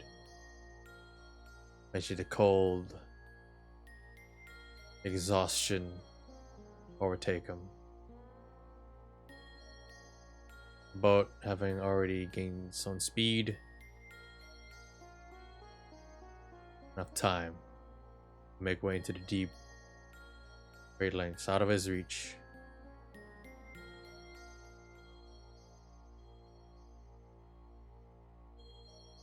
You succumb to unconsciousness. Kilram. Luckily enough, he managed to be rescued by a late-night fisherman. A long time, many in the academy, you and your family, your other members heard about the tragedy that befell the nobleman, but none knew what exactly happened to Leanne, that she was missing. Either she was some sort of scandal or some sort of murder. Some claimed her to be a criminal. Some claimed to her being a prostitute. No one knows. Except you. The biggest secret between you and her was that she was forcibly taken against her will. Unknowingly. Ambushed. Whatever it may be, you're not too sure. You're the only one that knows. Or why she left. Through your rage and sadness, Father has scolded you. Just one day while you were in your cups of drinking. Get up, boy. You need to wake up. Come on. Get out there and go train. As he picks you up and throws you out the house. Your sister coming to your aid. Even scolding your father. Father comes in and kicks you on the side. Don't come back. You get some fight in your eyes. Sarah, go to work. As Sarah tends to you, she tries to help you get up. And for a while, she tries to comfort you and gets you cleaned up. Now one day, while living out on the streets, your sister, of course, tending you when she can. Father not letting you get back home. You receive a summons from Titus.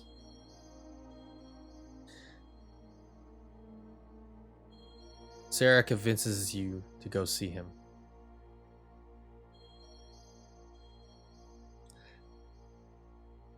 I use you to take a seat. The very large armored man across from Yoda at a table. So,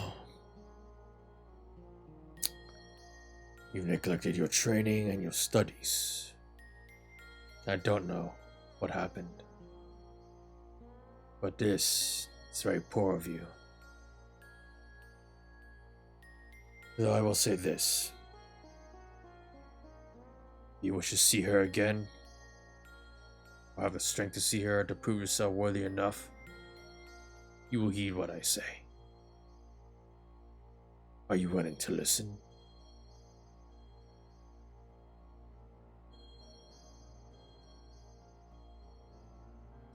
Will you listen to him? Or will you sit and lay there? He mentions of Leanne. This could be your chance.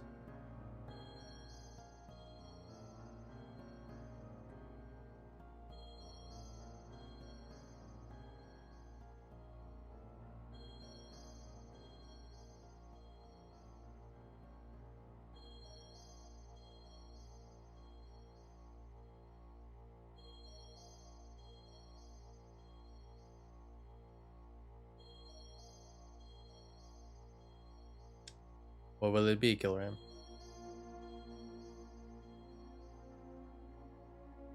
As you look towards him, Titus scoffs a bit. A little light laugh. That's the Kilram I know. The young boy who tried to test his strength to me. Then I doused him in water. Look. He puts out a list of many different names, of many different creatures. You want to be strong? You want to make a legend yourself? Go after your friends. Go to her. You have challenges awaiting you. Facing different abominations. Creatures worse than men.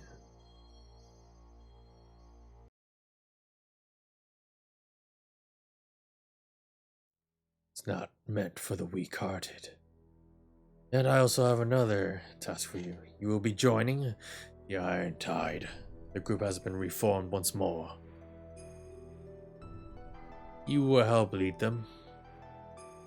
You will fight with them. They'll help toughen you up. When this time is right, maybe you'll be able to have the great strength. And we're now needed to head over there, wherever your friends may be. This creature, and he points to one. This is a chortle beast. And he points to other creatures like demons. Many different sorts of amalgamations and aberrations, and spirits and ghosts. And when you're ready, you can participate in the blood pit. As he continues to tell you about the blood pit, about how many try to make a name there before leaving Salarino. There's a be a chance to get reputation and renown when the tournament is held again. Now, how about it? Do you accept, or do you decline?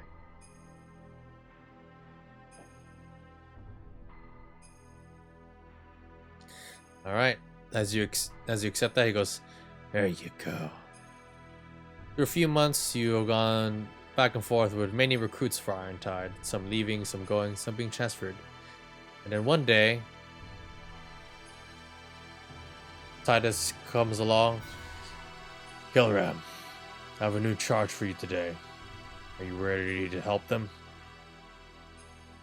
He takes a moment to pause and look at you. "Looking better nowadays. Much better, much stronger. A long ways to go." As he crosses his arms. "How about it? Ready to teach some new meat?"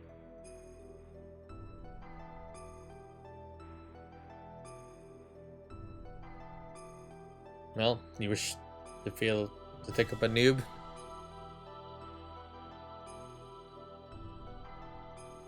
As you struck your beard. Well, she's a bit of a odd character. He has a little friend. As he moves to the side, and very meekly from behind Titus is a small gnome. You see a sprite. Oh man. Oh, this place is crazy. This guy's huge. Oh, wow, that guy's huge. You see the sprite. Her name's Azura. Go on now. And later, Kilram gets a feeling of deja vu or nostalgia for some reason. Azura, Littlefoot, and him continue adventures together with the Iron Tide. And that, my friends, is the story and introduction of Kilram. He who seeks to be a legend. And he who seeks probably something even more harder to obtain than being a legend.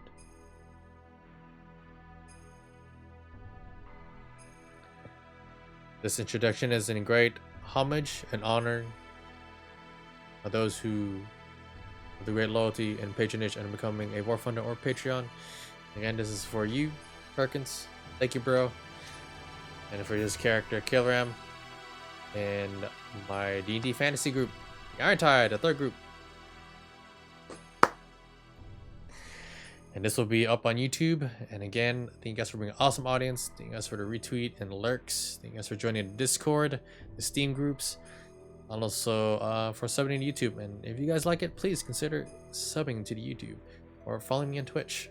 All my information is right down below. Again, this is your host, Sawfang,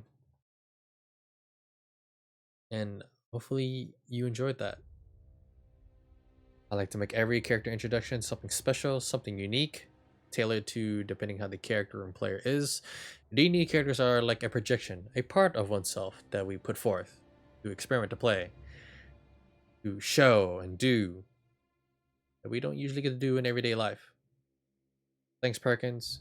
He's a really awesome broski who's supported me for a long time, and of course in the chat as well. And again, I like to do my D&Ds be either intro or these sessions through the text chat, where the player gets time to respond, think of what they wish to do, how they wish to interact, and I lay out the floor for them, and I try to paint the scenes, leave a lot of quick wiggle room for everyone to imagine and to play with. So this is character introduction, honored by Patreon and War Funding, or Perkins, and his character Kilram, a battle-scarred barbarian, serving the Lady of the Moon Elantae, who always likes to giggle and watch him for entertainment. Yet, he has a big legend to uphold. Serving his goddess, never entertaining her. But also, he has old friends to meet up with. It'll be a long, crazy journey to the Brawl of Legends. See you at the next Crusade!